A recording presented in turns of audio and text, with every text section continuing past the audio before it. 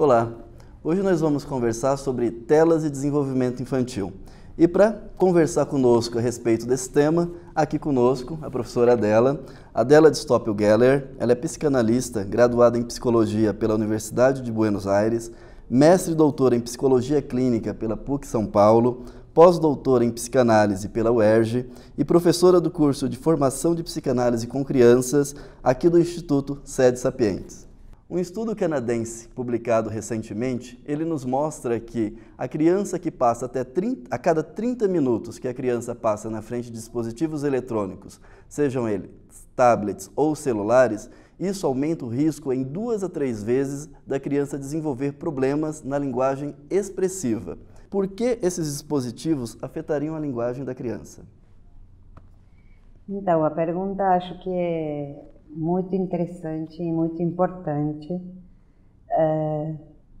Eu diria que, de um modo geral, o efeito que a gente vê dos tablets e dos celulares é um efeito de silenciamento da criança. Eu lembro, tempo atrás, que me chamava muito a atenção quanto as crianças eram barulhentas nos restaurantes, por exemplo, nos espaços públicos. As crianças gritavam, as crianças bagunçavam, não ficavam quietas. E hoje a gente entra no mesmo espaço e vê pais e filhos sentados na mesa, todo mundo quietinho e todo mundo com seus celulares, principalmente se dá os celulares para que as crianças fiquem quietas, fiquem caladas. Então, isso me parece um efeito bastante chamativo e que observável por todo mundo, de quanto os eletrônicos estão silenciando as crianças. Então, são os celulares que falam e as crianças que parecem ficar hipnotizadas vendo as telas. Então, nesse sentido, os tablets e os celulares não estimulam que as crianças falem, opinem, se posicionem, senão que produzem esse efeito quase hipnótico. Uns anos atrás a gente falava algo semelhante da TV, né? A gente falava de uma maneira parecida ao que hoje está falando dos tablets e dos celulares, dos efeitos nocivos da televisão. Isso tem a ver com a mesma questão, de quando a televisão também apresenta um conteúdo muito sedutor, pronto, um produto fechado, que deixa a criança na posição de espectadora. E quando a gente fala de linguagem e de linguagem expressiva, a gente está esperando da criança uma posição ativa, uma posição falante. Então, eu repito, me parece que os eletrônicos estão silenciando as crianças. E nesse sentido, a linguagem expressiva, se desenvolve na medida em que a gente a exercita. Então, quanto menos exercitamos, menos colocamos as crianças nessa posição de ter que falar, de comentar, de criticar, de opinar, de descrever, etc., menos essa capacidade se desenvolve. Então, nesse sentido, a gente tem que pensar que quanto mais tempo nessa posição passiva, de espectadora, hipnotizada, exercendo só a observação, mas não a expressão, nós não estamos contribuindo para um posicionamento de um sujeito crítico, de um sujeito que tem uma voz ativa, de um sujeito que constrói as suas próprias histórias. Então, a criança frente aos eletrônicos, ela consome o que já vem dado, já vem fabricado, e o espaço de interação é muito pequeno. Não é que não tem, porque se a gente comparar a televisão com os joguinhos eletrônicos, quanto ela tem possibilidade de questionar o que ali está sendo dito. Quanto esse interlocutor que vem da tela responde em função do que a criança está colocando, né? Então, mesmo os jogos, interagindo com a criança, os jogos já são uma estrutura pronta. Então, as coisas que podem acontecer nos jogos são todas previsíveis. Dentro do sistema, não tem lugar para novidade, não tem lugar para criatividade. O que não tem lugar ali é para algo realmente novo acontecer.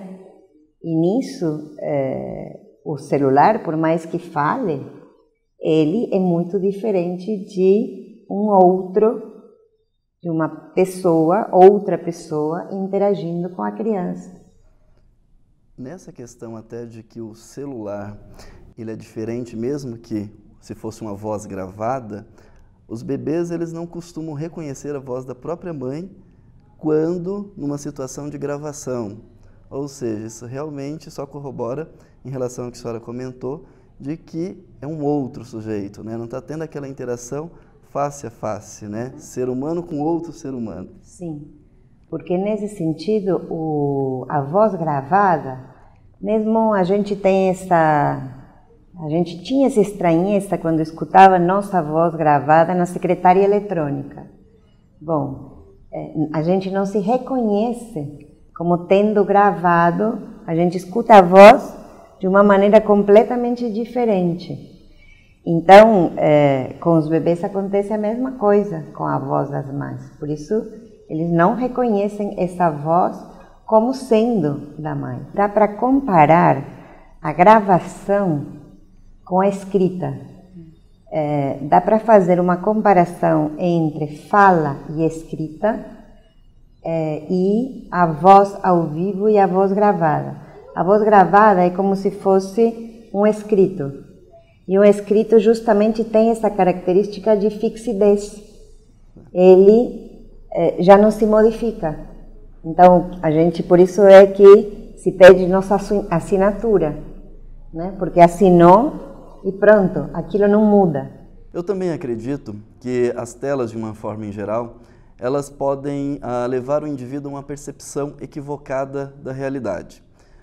E, baseado nisso, qual a sua opinião, professora, do porquê esses indivíduos que estão submetidos a um excesso de eletrônicos poderiam ter uma percepção equivocada em relação ao seu ambiente, em relação ao outro? O que estaria acontecendo aí que estaria prejudicando essa relação do indivíduo com o outro em relação ao espaço que ele ocupa? Então, talvez algo que dê para pensar isso que você está colocando é pensar na diferença entre um espelho e uma tela. O espelho reflete a tua imagem, ele te devolve a imagem. Então, você pode se ver. O espelho tem essa função de produzir reflexividade. E que essa reflexividade é fundamental para que o eu se veja. Agora, uma tela não reflete. Então, eu até me vejo na tela, mas aquilo que eu vejo não volta para mim. Então, a tela não produz esse efeito de voltar a imagem para si, para que esse si mesmo se constitua e possa se enxergar de maneiras diferentes, né? Você até posso brincar e dizer, bom, eu posso colocar um espelho assim, posso colocar vários espelhos e me ver de vários ângulos, posso me ver em diferentes posições, mas a tela não permite que eu me veja. Então eu fico, como eu estava dizendo antes, seduzido pelas imagens que ali aparecem, que são imagens de outros. Mas essas imagens de outros não acrescentam para que o eu possa se enxergar e se enxergar melhor. Então é uma espécie de olhar que não me devolve uma imagem. Nesse sentido, eu posso até, e é uma das coisas que a gente vê nas crianças, as crianças começam a imitar as vozes dos personagens, a falar como os personagens, mas elas ficam neste jogo de imitação, mas isso não se incorpora e não enriquece a formação da personalidade. Fica como uma espécie de algo colado, como uma espécie de colagem de retalhos, e a esses retalhos lhes falta essa função de costurar esses retalhos, né? De permitir o que a gente pode chamar de integração, né? Essa função de integração só se produz quando aquilo que eu vejo na imagem volta sobre mim, mas a tela não tem essa função de reflexão e por isso não volta e não faz esta função de integração que o espelho produz. Nesse sentido, a gente também pode comparar com a função do espelho que o olhar do outro tem. Então, Winnicott, por exemplo, falava que a mãe, ao início do desenvolvimento, que o olhar materno, no início, tem uma função de espelho. E essa função de espelho da que ele falava é justamente porque o bebê pode se ver no olhar materno. Então, e como é que o bebê se vê no olhar materno? E justamente porque o olhar vai mudando, porque a gestualidade da mãe vai mudando, mas assim como muda a gestualidade da mãe, sempre que a gente está interagindo com um outro sujeito, com uma outra pessoa, a gente escuta o que a gente diz ou se dá conta se fez alguma coisa errada, por exemplo, porque o olhar do outro muda. Então, sei lá, uma criança pequenininha vai lá enfiar os dedos na tomada e vira a cabecinha e vê aquele que está cuidando para ela, como está olhando para ela? Viu? Não viu? Colocou um olhar de reprovação? Agora, se a criança está sozinha frente a uma tela e tem alguém olhando, parece que para ela, mas ela vai enfiar os dedos na mesma tomada, mas o olhar daquele que está na tela não muda. Então, pareceria que tem alguém que está olhando para ela, mas de fato não está. Porque justamente não tem interação neste sentido, ela não vai poder ressignificar ou significar, inclusive, aquilo que ela está fazendo em função de como volta esse olhar do outro para ela. Então, nesse sentido, as telas não contribuem para que a gente se enxergue melhor. E para que a criança se enxergue melhor também, que a gente consiga fazer todo esse discernimento em relação a nós, o outro e as telas, é necessário uma certa maturidade e experiência prévia. E as crianças estão em período de franco desenvolvimento, né? Nós sabemos que o córtex pré-frontal, ele só está totalmente desenvolvido, mais maduro, e que é responsável pelas nossas funções executivas, capacidade de discernimento, a partir dos 20, 30 anos de idade. Ou seja, uma exposição tão precoce atrapalha todo esse meio. né? Nesse sentido, não contribui e, sobretudo, não contribui para essas atividades que requerem um lugar ativo da criança. Porque, claro, não é que não contribui em nada, mas como você bem apontava na questão anterior, a linguagem expressiva, ou seja, aquilo onde a criança tem que exprimir as suas emoções, seus pensamentos, suas ideias, exercer o raciocínio, etc., que é todo um lugar ativo. Então, a tela e tudo que, sei lá, a criança jogando, ou a criança vendo filminhos, etc., tem uma série de capacidades e funções que se desenvolvem. De enxergar, de acompanhar um roteiro, mas que são funções mais passivas. Agora, também se a gente pensa nas funções motoras, né? A criança está sentada jogando joguinho, vendo a TV, assistindo um filme. Mas quanto a criança é posta a fazer, né? Cada vez mais a gente vê crianças com dificuldades para segurar um lápis, para amarrar o cadarço, para exercer essas funções motoras ativas.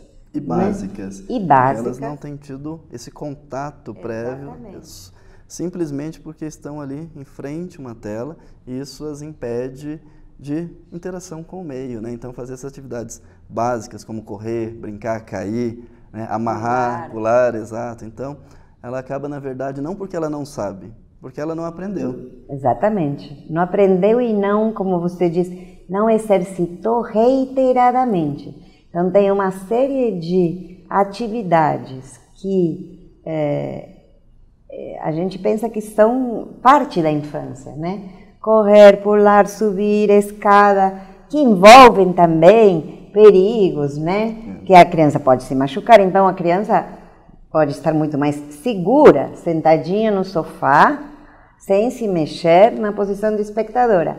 Mas, de fato, ela não vai adquirindo essas habilidades executivas, motoras, e que envolvem toda uma disposição do corpo no espaço, né?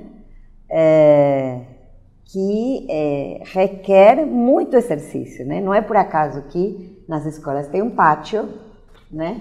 Com brinquedos de subir, de trepar, de pular, né? Que colocam outra disposição do corpo, né? Então, todas as questões que dizem respeito ao corpo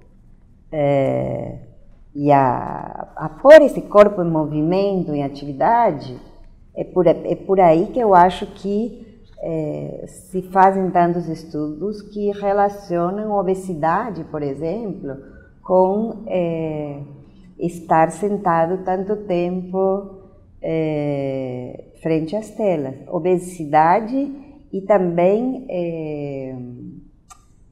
obesidade em relação à alimentação, porque é aquela coisa de a pipoca, a batata frita, enquanto eu estou recebendo, ingerindo imagens, também incorporo alimentos na mesma posição de passividade, de incorporação, que não tem essa recíproca de uma atividade, de um exercício, de um gasto de energia, de pôr o corpo em movimento. E distrai a criança em relação àquela necessidade do que ela precisa estar fazendo naquele momento, né? Uhum. Então, a criança ela acaba não tendo um tempo para perceber o sabor do alimento, a textura, claro. Justamente porque ela está nessa situação de passividade, incorporando calorias, sem necessariamente estar saboreando aquilo que ela está fazendo, né? Seja alimentando-se, seja brincando com outra criança, ou até mesmo naquele determinado momento em que ela possa estar diante de uma tela. Sim, porque aí você também está falando da questão da percepção, né? Então, os sentidos dela dentre os nossos sentidos, a vista é um dos mais importantes. Então, quando a gente está atraído pela visão, a gente esquece dos outros sentidos, do cheiro, do gosto, do tato. É como que vai se produzindo uma espécie de apagamento dos outros sentidos. A visão é a visão e a audição são os mais pregnantes, né? Os que mais atraem. Então, nós precisamos fechar de alguma maneira os olhos para poder saborear, para poder cheirar, para poder fazer, né? Tem essas experiências que se fizeram bem contemporâneas de jantares em restaurantes a olhos fechados, por exemplo, para justamente colocar toda a percepção possível no cheiro, no gosto. Então, nesse sentido, comer frente às telas é um comer quase mecânico, né? Que a tela abre o buraco do estômago, mas não cultiva, e nesse sentido que a gente fala culturalmente, né? Não cultiva a sensibilidade do gosto, do cheiro, do tato, não aguça outros sentidos. Não desenvolve, né? Não desenvolve. Muito obrigado, professora. E se você quer saber um pouco mais sobre telas de desenvolvimento infantil, no próximo bloco.